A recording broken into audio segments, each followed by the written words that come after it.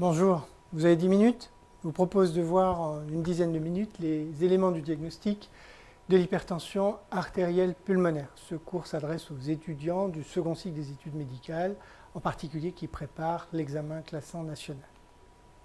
L'hypertension artérielle pulmonaire a une définition qui est très précise, hémodynamique. Elle repose sur une pression artérielle pulmonaire moyenne supérieure ou égale à 25 mm de mercure au repos au cathétérisme cardiaque droit. Et elle est dite précapillaire si la PAP d'occlusion, PAPO, est inférieure ou égale à 15 mm de mercure.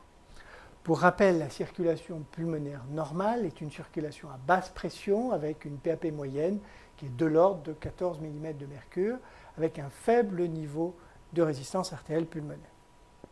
Donc la maladie dont on parle aujourd'hui, l'hypertension artérielle pulmonaire ou HTAP, est une atteinte précapillaire des petites artères pulmonaires avec un rétrécissement des petites artères pulmonaires qui conduit à une augmentation des résistances artérielles pulmonaires précapillaires et à une insuffisance cardiaque droite, puis au décès des patients. Et donc pour la diagnostiquer, on va mesurer les pressions artérielles pulmonaires et les débits par l'artère pulmonaire avec un cathétérisme cardiaque droit.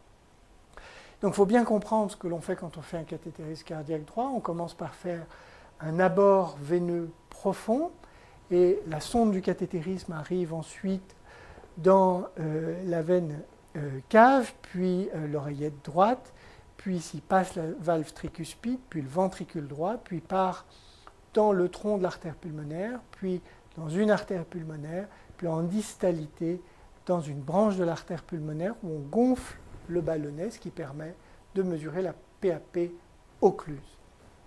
Voici ici la courbe de pression au fur et à mesure de cette hémodynamique, ici dans l'oreillette droite, puis dans le ventricule droit avec une systolique et une diastolique, puis dans l'artère pulmonaire où on gonfle le ballonnet en distalité pour mesurer la PAP occluse. Alors il faut bien comprendre ce que c'est que cette PAP occluse parce que c'est sur elle que repose la définition de précapillaire ou postcapillaire. Alors ici, en schématisant les choses autrement, ici on a l'artère pulmonaire, le réseau veineux, le réseau capillaire pulmonaire, puis le retour veineux pulmonaire.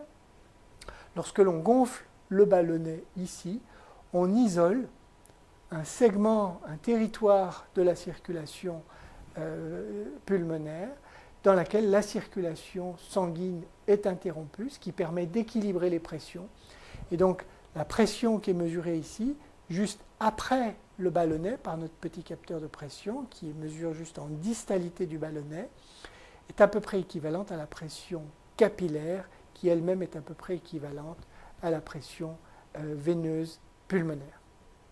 Donc quand l'on fait le cathétérisme cardiaque droit, on mesure cette PAPO, qui est basse dans les hypertensions pulmonaires précapillaires, puis on mesure une hypertension, la pression artérielle pulmonaire avec une systolique, une diastolique et une moyenne. Et la diastolique est élevée par rapport à la PAPO, ce qui crée un gradient entre la PAP diastolique et la PAPO, ce qui est un élément du diagnostic du caractère précapillaire de cette hypertension pulmonaire.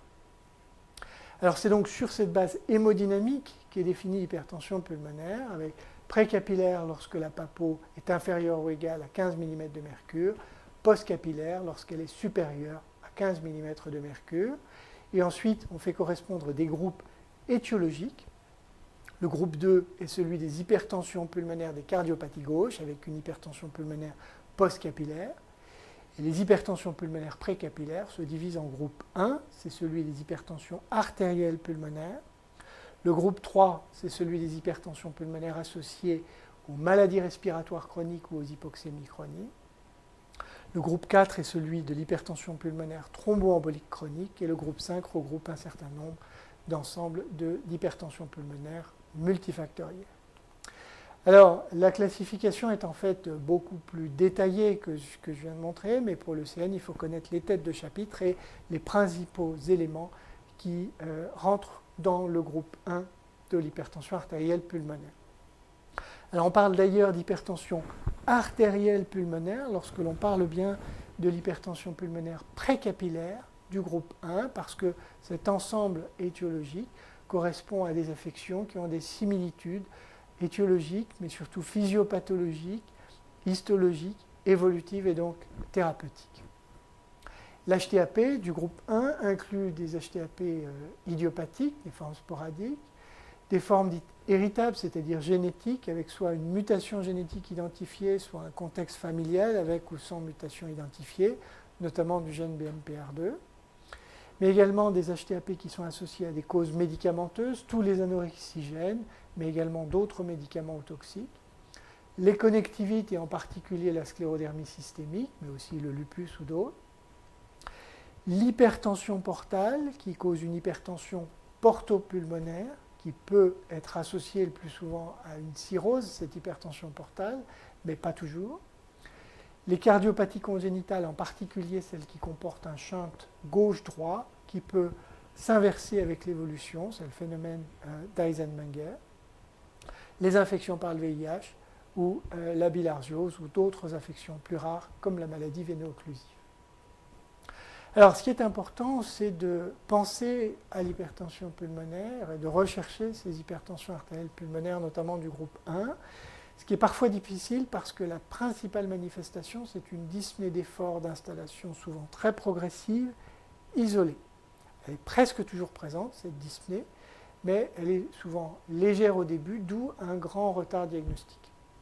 Ensuite, on peut avoir une dyspnée de repos, des douleurs thoraciques, notamment pseudo-angineuses qui font intervenir la circulation coronaire, des signes de décompensation cardiaque droite avec un œdème des membres inférieurs qui sont tardifs, une syncope d'effort avec un risque de mort subite, ou plus rarement des hémoptysies ou une dysphonie par atteinte du nerf récurrent gauche. Dans certaines populations à risque, en particulier la sclérodermie, on fait un dépistage de l'hypertension pulmonaire qui permet de la détecter plus précocement, à un stade moins grave, et également dans d'autres circonstances à risque.